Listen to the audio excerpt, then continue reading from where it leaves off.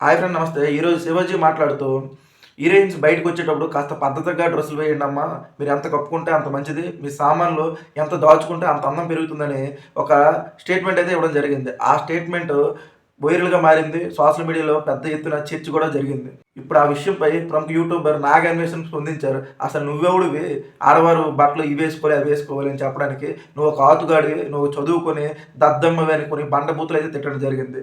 శివాజీతో పాటు గరికపాటి నరసింహారావు గారు ఈ మధ్యన ఒక ప్రసంగం అయితే ఇచ్చారు. అమ్మాయిలు కాస్త పద్ధతిగా డ్రెస్సులు వేసుకోండమ్మా బయటకొచ్చేటప్పుడు. మీరు వేసే డ్రెస్సులు అవతల వారి చూపునైతే మల్లంగిస్తుంది. 50 సంవత్సరాల ముసలోడినే నాకే చూపు అదే రకంగా చూస్తాం. మరి యంగ్ కుర్రోళ్ళకి ఏ విధంగా ఉంటుందని ఆయన స్టైల్‌లో అయితే ఆయన ప్రసంగాల్లో మనకి ఆశయం ఉంటుంది. ఆయన స్టైల్‌లో ఆయన చెప్పారు. ఆ విషయంపై నాగేన్వేష్ మాట్లాడుతూ, "పంతులు గారు మీరంత ఆగలేకపోతే, మీరంత ఆ వయసులో ఉండలేకపోతే మీ ఉట్టకాయలు కోసుకోండి" అనుకోని ఆయనకైతే డైరెక్టర్‌గా పరోక్షంగా కాదు ప్రత్యక్షంగా మాట్లాడారు. అసలు గరికపాటి గారికి విమర్శించే స్థాయి అనేది ఆయన జ్ఞాన సంపదలో ఆయన కాలి గూటుకు నువ్వు సరిపోవు నాగన్వేషు. నువ్వు అతన్ని విమర్శిస్తావా? అతను ప్రసంగిస్తే కొన్ని లక్షలాది మంది అలాగ టీవీల ముందు, యూట్యూబ్‌లో చూస్తారు. నువ్వు సక్సెస్ అయ్యావు. యూట్యూబర్‌గా సక్సెస్ అయ్యావు. కానీ అతన్ని విమర్శించే స్థాయి అయితే నీది కాదు. దానితో పాటు నువ్వు ఎక్కడ కెలకకూడదో అక్కడికెలికావు.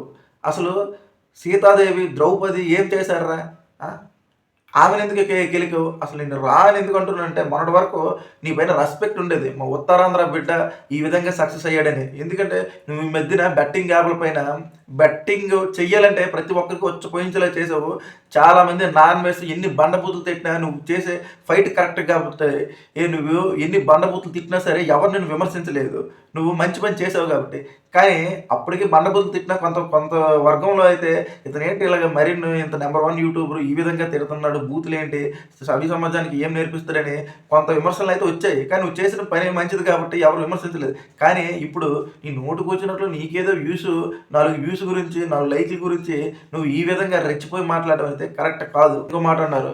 అమ్మాయిలు ఈ రోజుల్లో టీ షర్ట్‌లు ఎక్స్‌పోజింగ్ చేయడం వల్ల ఈ విధంగా రేపులు జరుగుతున్నాయంటే, మరి ఆ రోజుల్లో సీతాదేవి, ద్రౌపది ఏం టీ షర్ట్‌లు ఏసుకున్నారు? ఏం ఎక్స్‌పోజ్ చేశారు? మరి ఆమెకెందుకు రేప్ చేశారని నోటికొచ్చినట్లు అడ్డదిడ్డంగా మాట్లాడుతున్నావు. అసలు ఈ ఇష్యూలోకి సీతాదేవి గారిని, ద్రౌపది గారిని లాగడం ఎందుకు? నువ్వెప్పుడైతే సీతాదేవి, ద్రౌపది గారిని టచ్ చేసావో, ఆ విషయంలోకి ఎంటర్ చేసావో, నీకు ఆల్రెడీ బ్యాడ్ టైమ్ స్టార్ట్ అయిపోయింది. నీకైతే దాదాపుగా 10,000 ఫాలోవర్స్ అయితే నీకు అన్‌ఫాలో కొట్టారంటే, నువ్వు ఆడిన మాటలకి ఏ విధంగా నీ ఫాలోవర్సే నీకు సిగ్గుపడుతూ నిన్నైతే అన్‌ఫాలో చేస్తున్నారు. నువ్వు శివాజీ గారికి అంటున్నావు. అసలు నువ్వెవడువురా? ఆడవారి బట్టలు ఇలా వేయకూడదు, అలా ఎయ్యాలి అనుకో నువ్వు చెప్పడానికి నువ్వెవరంటే అసలు చెప్పాలి. ఇది భారతదేశం. హిందూ సాంప్రదాయాలు, స్త్రీల్ని గౌరవించే దేశం. ఆడదంటే ఆదిశక్తి. మరి అలాంటి ఆదిశక్తులు కొందరి వలన ఈ సొసైటీ బ్యాడ్ అయిపోతుంది. ఆళ్ళ ఎక్స్‌పోజింగ్ వల్ల కొందరు మగవారు అఘాయిత్యాలు పాలవుతున్నారు. అమ్మా ఇలా కాదమ్మా పద్ధతిగా ఉండండమ్మా మీరు బయటకొచ్చేటప్పుడు అని చెప్పడంలో తప్పేంటుంది? నీకు ఔట్ ఆఫ్ కంట్రీస్ తిరిగి తిరిగి అలవాటయిపోయింది. వాళ్ళైతే అక్కడ నిండు వస్త్రాధరణ, చీరలు ఇవేముండవు. అంతా ఫ్రీ షో లాగే ఉంటుంది. మళ్ళీ ఇండియాకొస్తే ఎక్కడ ఆ ఎంటర్‌టైన్‌మెంట్ మిస్ అయిపోద్ది. మళ్ళీ అందరూ ఈ చీరలు కట్టి మళ్ళీ ఈ అలవాటు ఇంకా అలాగా కంటిన్యూ అయిపోద్దని నువ్వేం భయపడుతున్నావేమో మరి అర్థం కావడం లేదు. అసలు నువ్వెందుకు వ్యతిరేకిస్తున్నావు? నీకేం సంబంధం? నీకు వ్యూస్ రాకపోయినా, అసలు నీ వీడియోలకి బాగా వైరల్ అవ్వకపోయినా, ఇన్‌కమ్ రాకపోయినా నువ్వు ఇలాంటి అంటే ట్రెండింగ్ టాపిక్స్ అయితే స్పందిస్తావు. కానీ ఎన్నో సమస్యలున్నాయి మన తెలుగు రాష్ట్రాల్లో. ఆటిపైనైతే నువ్వు స్పందించవు. ఎందుకంటే అవి ఎవరు చూడరు, నీకు వ్యూస్ రావు. ఇలాంటి వీటికి మాత్రం ట్రెండింగ్ టాపిక్స్ నెక్స్ట్ ఎవరిపైన విమర్శించాలి ఇలాంటి వీటికైతే నువ్వు స్పందిస్తావు. నువ్వు చాలా సార్లు అన్నావు, నేనొక సక్సెస్‌ఫుల్ యూట్యూబర్‌ని. నాకు ఏ ఇష్యూ పైన మాట్లాడే రైట్స్ నాకున్నాయి. ఎందుకంటే నేను సక్సెస్ అయ్యానని. ఓకే. నువ్వు సక్సెస్‌ఫుల్ యూట్యూబర్‌వే. కానీ నువ్వు స్పందించవలసిన తీరు ఏంటి?